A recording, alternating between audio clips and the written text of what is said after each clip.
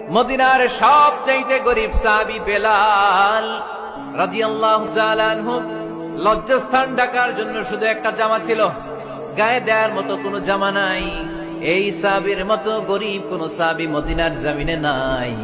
এই বেলাল রাদিয়াল্লাহু তাআলা আনহুকে বিশ্বনবী ডেকে বললেন, ইয়া বেলাল আনফিক ইয়া বেলাল লা তাখশা মিন যিল আরশি ইকলালা। ও বেলাল, আল্লাহর রাস্তায় দান করো, কারণ আমার আল্লাহর ধনভাণ্ডারের কমতি নাই। সাইয়েদনা বেলাল রাদিয়াল্লাহু তাআলা আনহু সবচেয়ে গরিব। শুনতেছেন, বুঝতেছেন? সবচেয়ে গরিব। ডাউন পার্টটা ঢাকার মতো একটা গার্মেন্ট ছিল, একটা কাপড়, এটা পেঁচায় আসতো, নামাজ পড়তো। গায়ে রাখার মতো কোনো জামা নাই, আর খাবার দাবার টাকা পয়সা বলতে নাই। ওই সাহাবীর বিষ্ণু ইসলাম বললেন, আনফিক বেলাল, বেলাল তুমিও দান কর, তুমিও দাও, দানের হাতকে প্রশস্ত করে দাও।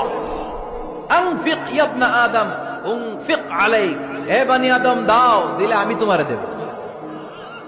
যারা দান করে বেশি তাদেরকে দেয় কে? দিলেই আসবে, না দিলে আসে না। আপনি দেন, দেখবেন আসতে শুরু করছে। এটাই সিস্টেম। দিলে কমে না, না দিলে কমে। সুবহানাল্লাহ পড়েন।